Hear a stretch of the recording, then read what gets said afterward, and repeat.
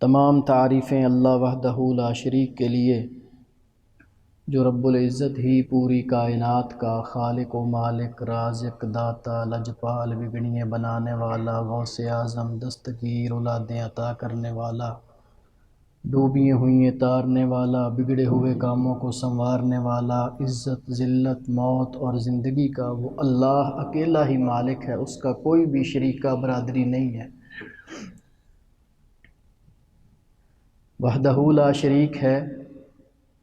اگر اللہ چاہتا ہے تو بغیر ماں اور باپ کے سیدنا آدم علیہ السلام کو پیدا کر کے دکھا دیتا ہے۔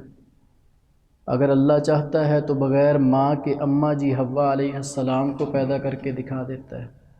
اگر اللہ چاہتا ہے تو بغیر باپ کے سیدنا عیسیٰ بن مریم علیہ السلام کو پیدا کر کے دکھا دیتا ہے۔ یہ ساری مثالیں دے کے حقیقت میں اللہ وحدہ لا شریک نے ہمیں یہ بات سمجھائی ہے، وَرَبُّكَ يَخْلُقُ مَا يَشَاءُ مَا كَانَ لَهُمُ الْخِيَرَةُ۔ وہ اکیلا تمہارا اللہ ہی ہے جس کے پاس مکمل طور پہ اختیارات ہیں، اس کے اختیارات میں اس کا کوئی بھی شریک نہیں ہے۔ اللہ وحدہ لا شریک کی حمد و ثنا کے بعد سیدنا محمد الرسول اللہ صلی اللہ علیہ وآلہ وسلم کی ذات گرامی پہ اللہ رب العزت بے حد و حساب درود و سلام کی بارشیں کرے۔ سامعین گرامی، رمضان المبارک بڑے ہی بابرکت اور مقدس ساعات ہیں۔ سب سے پہلے تو اللہ وحدہ لا شریک کے ہم شکر گزار ہیں جس مالک الملک نے ہمیں ایک مرتبہ اپنی رحمت سے صحت، تندرستی، ایمان کی سلامتی کے ساتھ رمضان المبارک کے فیوز و برکات کو سمیٹنے کی پھر توفیق عطا فرمائی۔ اللہ ہم سب کو اس رمضان کے بدلہ میں اپنی رحمت سے معاف کر دے۔ حقیقت بات یہی ہے، فَمَنْ زُحْزِحَ عَنِ النَّارِ وَأُدْخِلَ الْجَنَّةَ فَقَدْ فَازَ۔ یہی رمضان کی آمد کا مقصد ہے اور یہی اللہ وحدہ لا شریک کا مقصود ہے۔ اللہ بھی یہی چاہتے ہیں کہ بندے کامیاب ہو جائیں، تو کامیابی حقیقی یہی ہے کہ انسان کو جہنم کی آگ سے بچا دیا جائے اور اللہ کی شان و شوکت والی جنت کا وارث بنا دیا جائے۔ یہی انسان کامیاب ہے جس کے لیے اللہ کی طرف سے اعلان ہو جائے کہ میرے بندے، میں نے تجھے معاف کیا، جہنم سے بچا دیا اور اپنی شان و شوکت والی جنت کا تجھے داخلہ عطا کر دیا۔ تو اس کے لیے ہمیں کیا کرنا ہوگا؟ اللہ وحدہ لا شریک فرماتے ہیں، قُلْ إِن كُنتُمْ تُحِبُّونَ اللَّهَ۔ اگر تم یہ چاہتے ہو نا کہ اللہ تمہارے ساتھ محبت کر لے، اللہ کی محبت اگر تمہیں چاہیے تو اس کے لیے کوئی لمبا چوڑا کوئی تمہیں کچھ کرنے کی ضرورت نہیں ہے۔ ایک موٹا سا ایک کلیہ قاعدہ ہے۔ یا اللہ وہ کون سا ہے؟ فَاتَّبِعُونِی۔ اس کائنات میں نے پیغمبر سیدنا محمد الرسول اللہ صلی اللہ علیہ وسلم کو تمہارے پاس بھیجا۔ اب تمہارا کام یہ ہے، فَاتَّبِعُونِی، ان کی اتباع کر لو۔ وَمَا آتَاكُمُ الرَّسُولُ فَخُذُوهُ۔ میرے پیارے پیغمبر صلی اللہ علیہ وسلم جو کام کرنے کا تمہیں حکم دیتے ہیں وہ کر لو۔ وَمَا نَهَاكُمْ عَنْهُ فَانْتَهُوا، اور جس بات سے تمہیں روک دیں اس سے رک جاؤ۔ فَاتَّبِعُونِی، یہی اتباع ہے سیدنا رسول اللہ صلی اللہ علیہ وسلم کی۔ اگر اتباع کرو گے، آپ کی پیروی کر لو گے، یحببکم اللہ، اس کے بدلہ میں اللہ تمہارے ساتھ محبت کر لے گا۔ جب اللہ محبت کرتا ہے تو پھر کیا کرتا ہے؟ وَيَغْفِرْ لَكُمْ ذُنُوبَكُمْ، اللہ تمہارے گناہوں کو معاف کر دے گا۔ آج بھی ہم اگر نماز پڑھ کے فارغ ہوئے ہیں تو بہت سارے لوگ ایسے ہیں جو گھروں میں سوئے ہوئے ہیں، تو ہم یہاں کس امید سے بیٹھے ہیں؟ مسجد میں کون سی امید لے کے بیٹھے ہیں؟ ہمارا کیا طمع تھا مسجد میں آنے کا؟ کیا لالچ تھا؟ یا ہم مسجد سے ہمیں کوئی روپیہ پیسہ ملے گا؟ نہ تو ہمارا یہ طمع تھا، نہ ہی یہاں پہ کوئی ایسا ہمارا طمع تھا کہ کوئی یہاں الیکشن ہو رہے ہیں کہ ہم سلیکٹ ہو جائیں گے۔ ہمارا ایک ہی طمع اور لالچ ہے، اللہ ہمارے گناہوں کو معاف کر دے اور اللہ وحدہ لا شریک راضی ہو کے ہمیں اپنی جنت کا وارث بنا لے۔ اور یہاں اللہ وحدہ لا شریک نے فرمایا فاتبعونی یحببکم اللہ، اللہ جب تمہارے ساتھ محبت کرے گا ویغفر لکم ذنوبکم، اللہ تمہارے گناہوں کو معاف کر دے گا۔ ویسے بھی رمضان المبارک جب آتا ہے، چونکہ رمضان کا مہینہ ہے، ضروری ہے کہ بات ہو جائے، جب رمضان المبارک آتا ہے تو اللہ وحدہ لا شریک کی طرف سے یہ بہت بڑا انعام ہے رمضان۔ اس سے بڑا انعام کیا ہو سکتا ہے کہ جو ہی رمضان شروع ہوتا ہے، اللہ کے نبی صلی اللہ علیہ وآلہ وسلم نے فرمایا کہ جہنم کے تمام تر دروازے بند کر دیے جاتے ہیں، جنت کے دروازے کھول دیے جاتے ہیں، شریر شیاطین اور جنات کو جکڑ دیا جاتا ہے، اور ایک آواز لگانے والا آواز لگاتا ہے، نیکی اور بھلائی اور خیر کے کام کرنے والے جلدی کر لے، ابھی تجھے موقع مل گیا ہے اللہ کی طرف سے۔ اے برائی کا ارادہ دل میں سمائے ہوئے اس ارادے کو ترک کر دے۔ اللہ وحدہ لا شریک کی رحمتیں، بہت ساری رحمتوں اور برکتوں کا نزول شروع ہو گیا ہے، رحمتوں اور برکتوں والا مہینہ آ گیا ہے، باز آ جا، اپنی اس برائی کو دل میں نہ رکھ، اس کو ختم کر دے، دل سے بھی مٹا دے اس برائی کو۔ پھر اس میں ایک ایسی رات آتی ہے جس کا اہتمام بھی کرنا چاہیے، اور اس کا اہتمام، سب سے بہترین اہتمام جو ہے وہ اعتکاف ہے۔ اللہ کے نبی صلی اللہ علیہ وآلہ وسلم نے فرمایا کہ ایک رات ایسی آتی ہے کہ اس کی عبادت کرنے والے شخص کو اللہ وحدہ لا شریک 83 سال اور 4 مہینوں کی عبادت سے زیادہ اجر و ثواب عطا کر دیتے ہیں۔ یعنی 1000 مہینے کی عبادت سے بھی زیادہ فضیلت والی وہ ایک رات ہے۔ وہ ہمارے اخلاص پہ ہے کہ کتنا اللہ وحدہ لا شریک نے اس کو اور بڑھا دینا ہے۔ اور یہ ساری کی ساری جتنی بھی جہود ہو رہی ہیں، صبح سحری کے وقت ماشاءاللہ یہاں پہ پوری ٹیم آپ کی ایک لگی ہوتی ہے، میرے محترم فاضل نوجوان بھائی عبدالرب صاحب کی سربراہی میں، وہ بیچارے رات بھر تک تیاریوں میں لگے ہوتے ہیں کہ صبح ہم نے سحری کروانی ہے، لوگوں کے گھروں تک سحری پہنچانی ہے، وہاں تک پہنچانی ہے جہاں بیچارے لوگ ایک نوالے کو ترستے ہیں، وہاں تک پہنچانی ہے۔ اس کے پیچھے کوئی ان کی لوگوں کی خوشنودی تو ان کا قطعاً بھی کوئی ان کی نظر نہیں ہوتی، بلکہ ان کی نظر کس بات پہ ہوتی ہے کہ ہمارا رب ہم پہ راضی ہو جائے، اللہ ہمیں معاف کر دے۔ وہ والنٹیئر بچے نوجوان آئے ہوتے ہیں اور سارے کام کس لیے کر رہے ہوتے ہیں؟ اللہ ہم پہ راضی ہو جائے اور اللہ ہمیں معاف کر دے۔ اور یہاں اللہ وحدہ لا شریک نے بھی یہی ہمیں سبق دیا ہے، قُلْ إِن كُنتُمْ تُحِبُّونَ اللَّهَ، اگر چاہتے ہو نا اللہ تمہارے ساتھ محبت کر لے، کوئی چھوٹی بات نہیں ہے، بہت بڑی بات ہے، جس کے ساتھ رب محبت کر لے، اس سے بڑا انعام کیا ہو سکتا ہے؟ فَاتَّبِعُونِی، ایک کام کرنا ہے تم نے، کہیں اس چیز کو بھول نہ جانا، اگر بھول گئے نا ان تحبط اعمالکم، اگر تم اس چیز کو بھول گئے تو تمہارے اعمال ضائع کر دیے جائیں گے۔ ایک وہ شخص ہے جو رات کو عشاء کی نماز باجماعت آ کے پڑھتا ہے، جا کے گھر میں سو جاتا ہے، ساری رات سویا رہا، صبح فجر کا وقت ہوا، پھر اٹھا، مسجد میں آ گیا اور آ کے سنت کے مطابق پھر اس نے فجر کی نماز باجماعت ادا کر لی۔ رات کو عشاء کی نماز باجماعت ادا کی تھی، اس میں ایک ہی شرط ہے کہ وہ نماز سنت کے مطابق تھی، رات بھر جا کے سویا رہا ہے، صبح فجر کی نماز پھر باجماعت آ کے ادا کر لی ہے اور وہ سنت کے مطابق ادا کی ہے۔ آسمان سے ایک آواز آئی ہے، اس سنت بھری تیری ان رکعات کو اللہ نے اتنی برکتوں سے نواز دیا ہے کہ تو رات بھر سویا رہا ہے، اللہ وحدہ لا شریک نے تیری ساری رات اس طرح لکھ دی ہے جیسے تو نے نماز میں ہی ساری رات گزاری ہوتی۔ اور دوسری طرف ایک وہ شخص ہے جو اپنی منمانی کرتا ہے، ساری رات مصلی پہ کھڑا رہے لیکن کہے یہ کہ میرے باپ اس طرح نماز پڑھتا تھا، میرا دادا اس طرح نماز پڑھتا تھا، ہمارا امام اس طرح نماز پڑھتا تھا، اگرچہ مگرچہ چونکہ چنانچہ اس چکر میں لگا رہے، ساری رات بھی مصلی پہ کھڑا رہے، صبح ہوگی ایک آواز آسمان سے آئے گی، فلا نقیم لہ یوم القیامت وزنا، تیری اس ساری رات کی نیکی کا اللہ نے قیامت والے دن وزن ہی نہیں کرنا، بلکہ قیامت کے روز ہوگا کیا؟ ایک ایسا گروہ آ رہا ہوگا جن کے چہرے اور یہ وضو والے اعضاء ظاہری طور پہ چمکتے نظر آ رہے ہوں گے، اور ملائکہ ان کو پیچھے روک دیں گے۔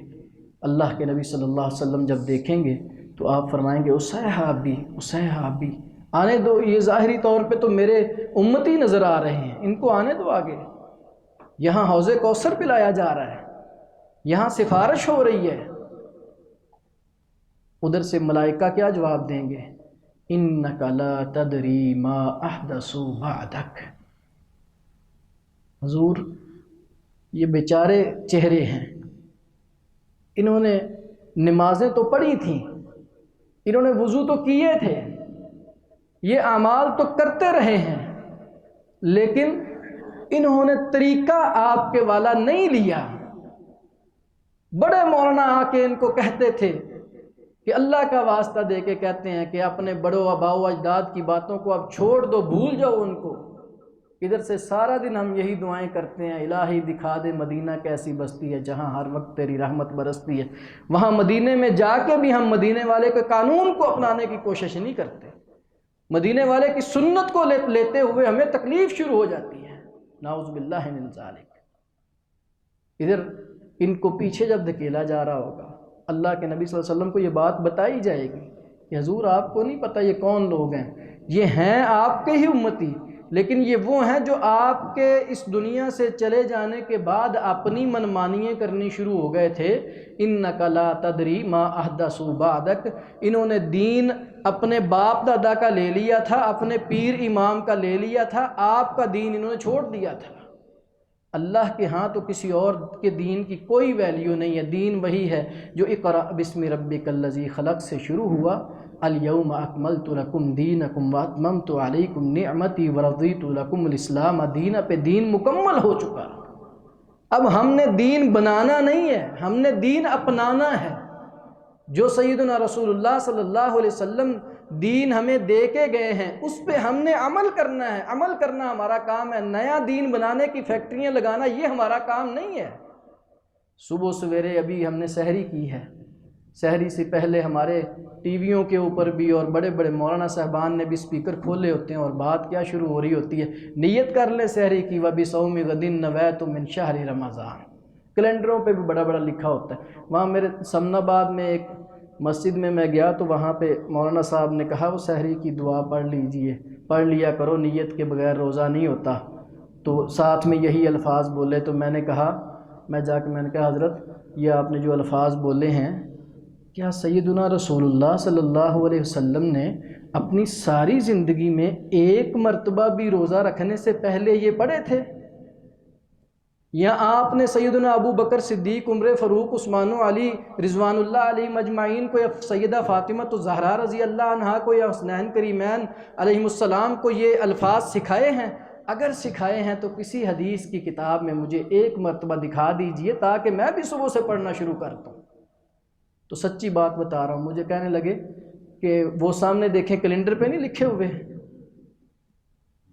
میں نے کہا حضرت یہ کیلنڈر ہمارا دین ہے، ہمارا دین اقرأ بسم ربک الذی خلق ہے، ہمارا دین وما ينطق عن الهوى ان هو الا وحی یوحی۔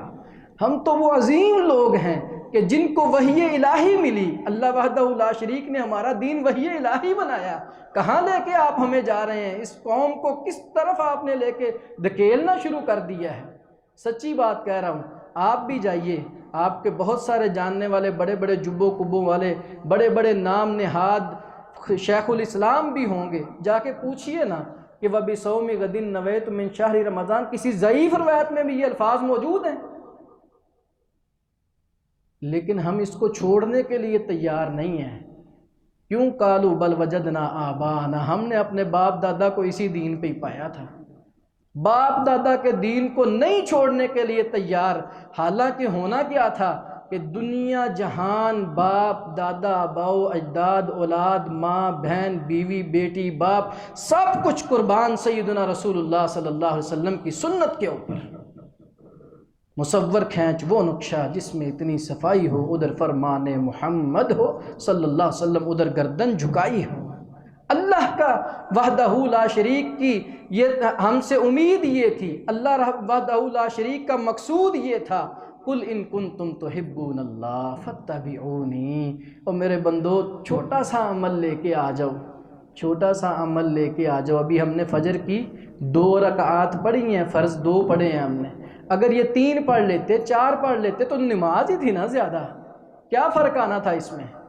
یہ رات کو بھی بعض اوقات ہمارے بہت سارے بھائی جو ہیں وہ 20 تراویحیں پڑھتے ہیں، رکعات ہی زیادہ ہو جاتی ہیں نا، کیا اس میں کوئی مولوی صاحب کیا آپ نے شدت پسندی اختیار کر لی ہے؟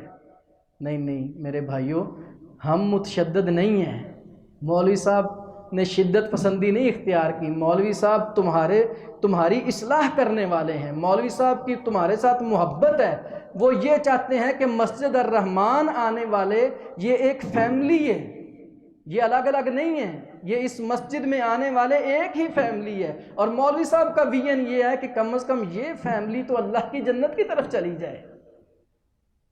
وہ تو ہمیں جہنم سے روکتے ہیں، جنت کی طرف دعوت دیتے ہیں۔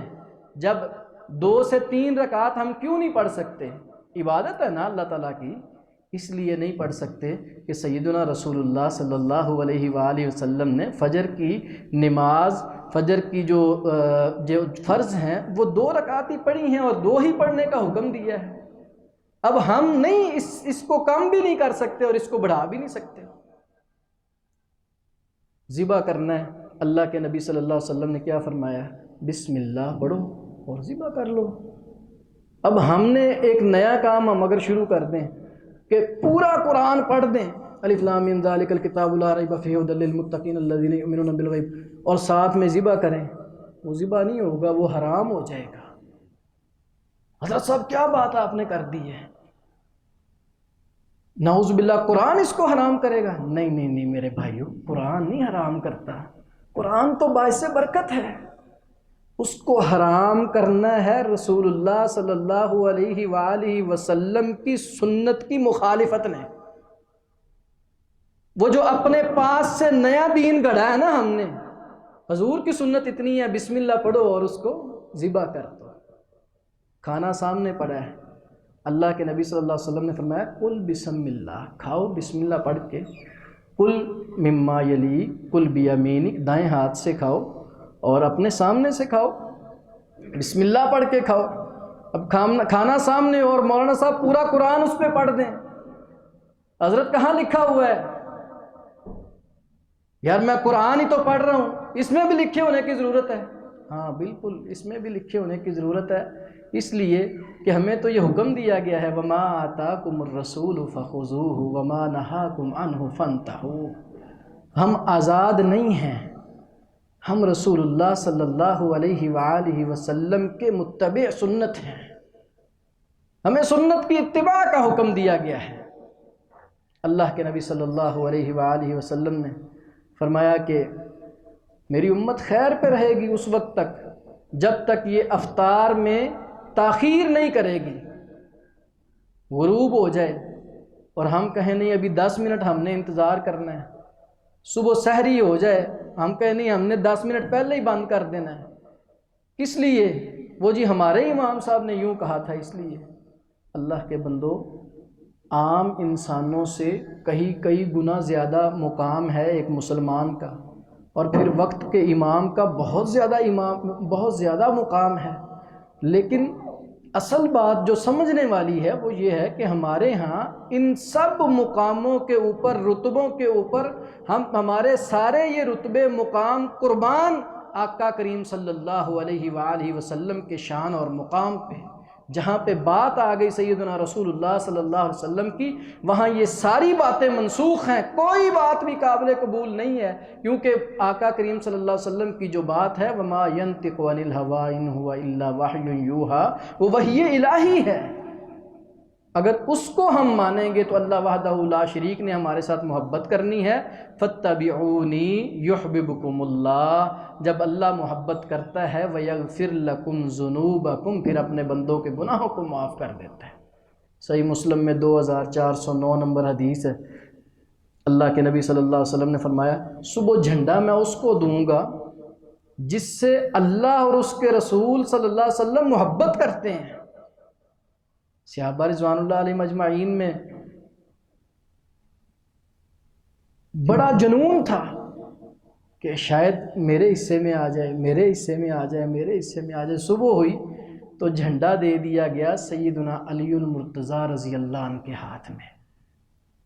اور بات توجہ سے سننے والی ہے، ساتھ رسول اللہ صلی اللہ علیہ وسلم نے یہ الفاظ کہے، علی جھنڈا تھام لو اور جاؤ اپنا سفر شروع کر دو، سیدھے دیکھنا، دائیں بائیں نہیں دیکھنا۔ یہاں سنیے کہ اللہ اور اس کے رسول سے محبت، اللہ اور اس کے رسول کی محبت کس کے ساتھ ہوتی ہے، ان کے ایمان کا کیا تقاضا ہے، ان کی سنت سے کیا محبت تھی جس سے اللہ اور اس کے رسول کی محبت ہے۔ اللہ کے نبی صلی اللہ علیہ وسلم نے حکم دی ہے کہ دائیں بائیں نہیں دیکھنا، سیدھا دیکھنا ہے اور سیدھے ہی چلتے جانا۔ جھنڈا پکڑا، تھوڑا سا آگے چلے، ابھی ذہن میں خیال آیا کہ میں نے تو رسول اللہ صلی اللہ علیہ وسلم سے یہ پوچھا ہی نہیں کہ جا کے کس شخص کے ساتھ لڑائی کرنی ہے، کس سے نہیں کرنی، کس کو جا کے کوئی دعوت دینی ہے، پیغام دینا ہے۔ اب ادب اور احترام کا تقاضا یہی تھا کہ واپس مڑتے اور رسول اللہ صلی اللہ علیہ وسلم کی طرف اپنا چہرہ کرتے اور پھر اس کے بعد کوئی بھی سوال کرتے۔ ادھر ادب اور احترام کا ایک تقاضا ہے ظاہری، اور ایک طرف رسول اللہ صلی اللہ علیہ وسلم کا حکم ہے کہ سیدھا جانا ہے، دائیں بائیں مڑنا، دائیں بائیں دیکھنا نہیں ہے۔ علی رضی اللہ عنہ بالکل سیدھے ہی کھڑے ہو گئے، جھنڈا پکڑا ہوا ہے، اپنا رخ جدھر تھا اسی طرف ہے، رکے اور کہنے لگے یا رسول اللہ صلی اللہ علیہ وسلم، ایک بات پوچھنا تھا کہ جا کے پہلے ان کو میں کیا کہوں؟ آپ نے فرمایا ان کو اللہ کی توحید، اللہ کے دین کی دعوت دینا۔ اگر وہ اس بات کو مان لیں پھر ان کے ساتھ لڑائی نہیں کرنی، اگر نہ مانیں تو پھر ان کے ساتھ جہاد کرنا ہے، ان کے ساتھ لڑائی کرنی ہے۔ ادھر سیدنا عبداللہ رضی اللہ عنہ مسجد میں داخل ہو رہے ہیں، رسول اللہ صلی اللہ علیہ وسلم خطبہ دے رہے تھے، ابھی جوتوں والی جگہ پہ پہنچے ہیں، آپ نے مطلقاً آواز دے دی، مطلقاً آواز دی بیٹھ جائیے۔ جو لوگ کھڑے ہوئے تھے آپ نے فرمایا بیٹھ جائیے۔ عبداللہ رضی اللہ عنہ بھی جوتوں والی جگہ پہ ہیں، وہی جوتوں پہ پھر بیٹھ گئے۔ آپ نے پوچھا عبداللہ آپ ادھر کیوں بیٹھ گئے ہو؟ یا رسول اللہ صلی اللہ علیہ وسلم آپ کا حکم آ گیا تھا۔ غالباً صحابہ رضوان اللہ علیہ مجمعین عصر کی نماز ادا کر رہے ہیں، رکوع کی حالت میں مسجد قبلتین میں، اور ایک شخص آیا، آ کے اس نے آواز لگائی میں اللہ کے نبی صلی اللہ علیہ وسلم کے پیچھے نماز پڑھ کے آیا ہوں مسجد نبوی میں، اللہ نے قبلہ تبدیل کر دی ہے۔ رسول اللہ صلی اللہ علیہ وسلم نے فرمایا کہ آج کے بعد ہمارا قبلہ بیت اللہ ہوگا، بیت المقدس نہیں ہے۔ صحابہ رضوان اللہ علیہ مجمعین نے یہ نہیں سوچا کہ اگلی نماز پہ ہم قبلہ تبدیل کریں گے، اس وقت تک ہم جائیں گے، پہلے نبی علیہ السلام سے تصدیق کریں گے، پھر دیکھ لیں گے کہ کرنا ہے یا نہیں کرنا۔ اسی حالت میں ہی اپنے قبلے کو فوری تبدیل کر لیا۔ یہ ہے محبت رسول اللہ صلی اللہ علیہ وسلم سے۔ جب اس طرح کی ہم سنت سے محبت کرتے ہیں پھر آسمان سے اللہ وحدہ لا شریک بھی پیغام بھیجتا ہے، فَإِنْ آمَنُوا بِمِثْلِ مَا آمَنْتُمْ بِهِ فَقَدِ اهْتَدَوْا۔ بھئی تم بھی اگر ہدایت چاہتے ہو نا تو اس طرح ایمان لے کے آؤ جس طرح سیدنا رسول اللہ صلی اللہ علیہ وسلم کے صحابہ رضوان اللہ علیہ مجمعین ایمان لے کے آئے تھے۔ تو آج کے اس درس کا جو پیغام ہے میرے بیٹوں، آپ کو، نوجوانوں اور میرے بزرگوں، وہ یہی ہے کہ ساری زندگی ہم اعمال تو کرتے رہتے ہیں،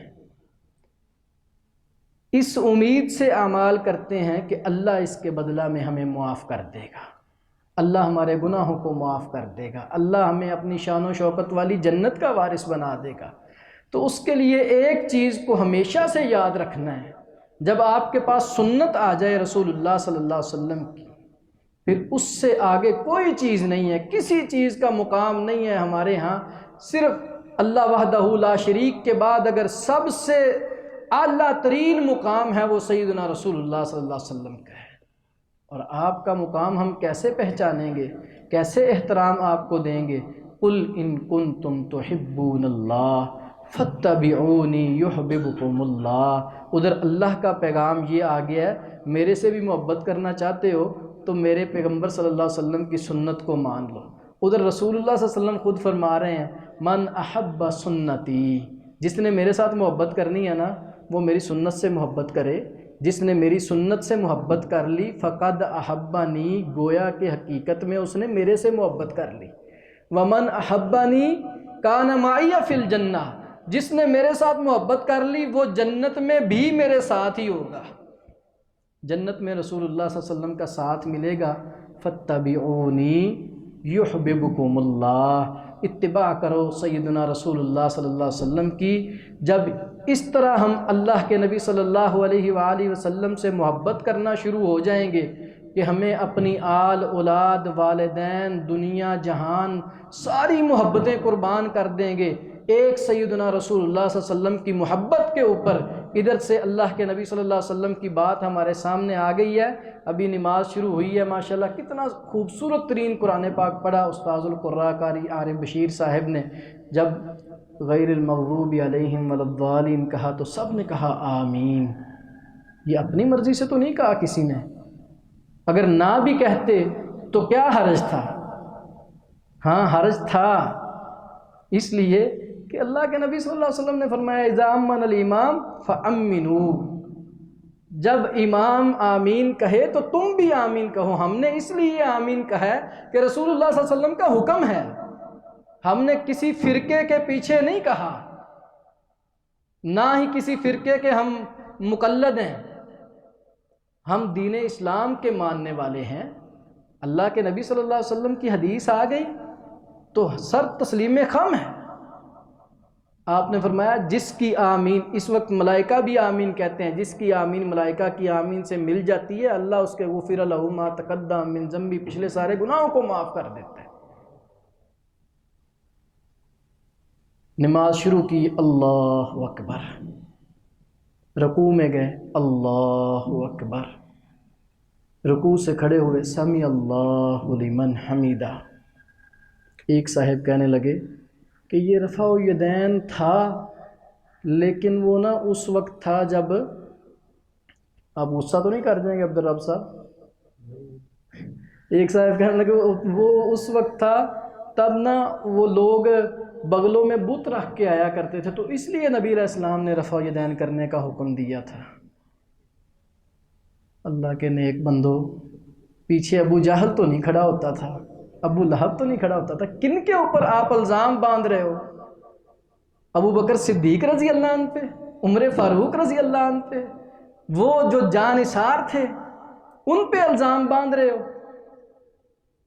دوسرے صاحب کہنے لگے نہیں وہ اصل میں نا ایک حدیث میں ہے نا کہ شریر گھوڑوں کی طرح، جس طرح شریر گھوڑے اپنی دمیں ہلاتے ہیں آپ اس طرح سے اپنے ہاتھوں کو نہ ہلایا کرو، تو اس لیے یہ ممنوع ہو گئی رفع الیدین اب نہیں کرنی۔